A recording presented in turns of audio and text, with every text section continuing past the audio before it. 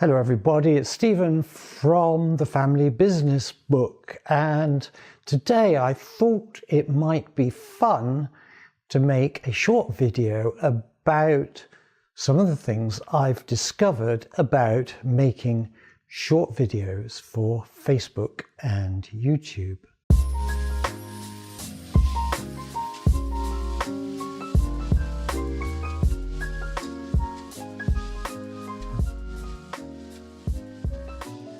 For those of you who watch short videos on Facebook and YouTube, you will know that there are many different sorts of video and there are a number of different qualities available.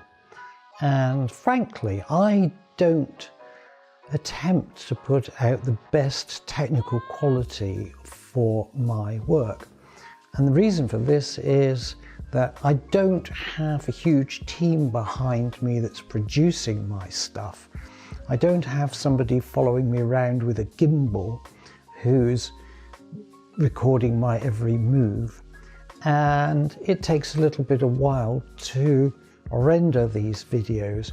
Even when I post directly onto Facebook Live, actually I'm doing it through some software called OBS, rather than simply uploading from my cell phone. And the reason for this is that I don't own a smartphone and my telephone doesn't take pictures, let alone video.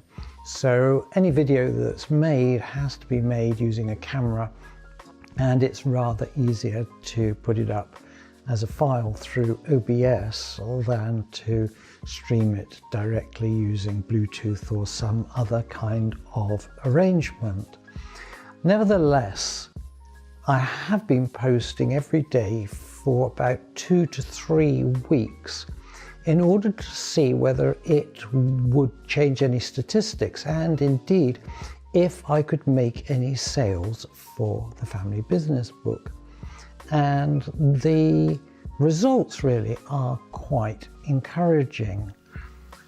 Of all the channels that I run, including some of my wife's channels that I have access to, and she's made a lot of video over the past 5 years or so. At one stage she was posting every week something. The amount of engagement that I'm getting by posting every day is exponentially greater than any of the other channels that I am involved with. So posting every day really does do something. Of course, you have to have something to say, but fortunately, family business and business in general is full of all kinds of topics. So there's usually something that I can talk about. Now, the danger with this kind of video is it gets a bit repetitive and boring insofar as, I may be seen in the same setting, usually in my office in front of a bookcase. For this video, I'm standing up at a window just to vary things slightly. Sometimes I'm in a sitting room. Sometimes I'm actually out in the field doing something, but that tends to be less often because it's simply easier just to quickly blast something out from home. These videos are really a numbers game. Now, the second thing that surprised me is I'm actually getting some feedback about the videos, both in terms of their quality, but also in terms of the way I say things. I remember years and years ago when brought his future wife's family to see us, and they arrived in this Elvis motor car. And my father knew that it was going to be an Elvis because he'd been told beforehand, but wishing to be a bit coy, he said, "Oh, that's an unusual motor car. What is it?" And my sister-in-law's father, who had brought her in the car, said, "Actually, it's an Elvis." And for the whole of that visit, There are only about two or three things that I can remember. I can't remember what we had for tea. I can't remember much about what we talked about. I can remember that my sister-in-law's mother had damaged her foot in some way and she had it in a surgical boot. And I can remember that my sister-in-law's sister was very tall and had enormous feet. But the main thing I remember was my brother's father-in-law saying, "Actually, it's an Elvis." So why am I telling you this when I'm talking about family business and making videos? Well, quite simply, apparently I tend to say the word "so" quite a lot. I don't say "actually," I say "so."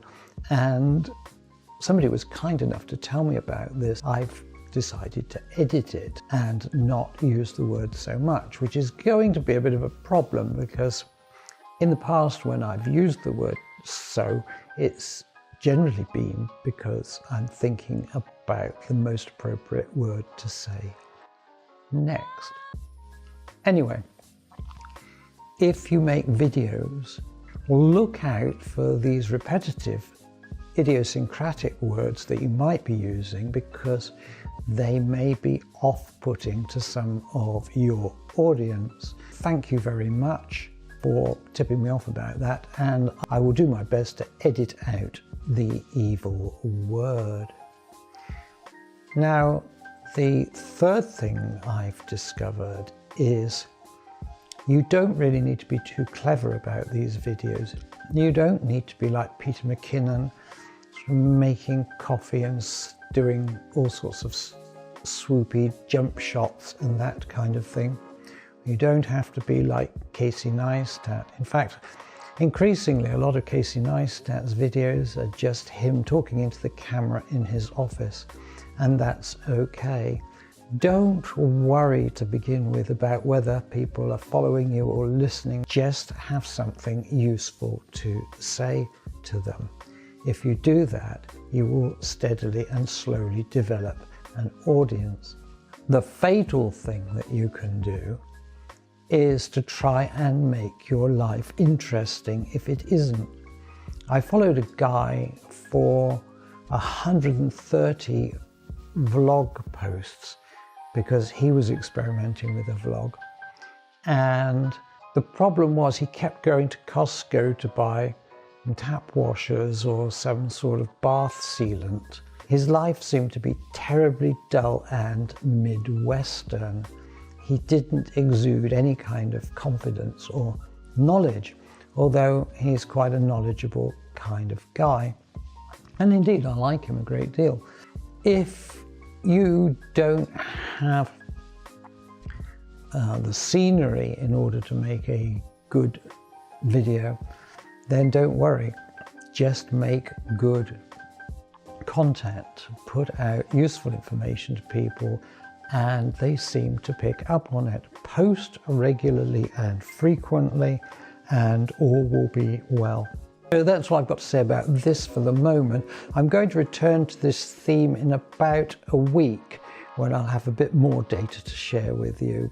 But until I next speak to you, from the Family Business Book. Oh, by the way, check out the Family Business Book at www.thefamilybusinessbook.com for more details about what it's all about. It's a 12-step book to solve 12 common problems in family business. And until I next speak to you again, goodbye. If you enjoyed this video, please take a moment to share your thoughts with other family business owners in the comments section below. You can also respond to thoughts posted by other viewers. Remember to like and share the video and subscribe to this channel. To be sure to receive notifications, you must also click the bell icon at the top right-hand corner of the YouTube page.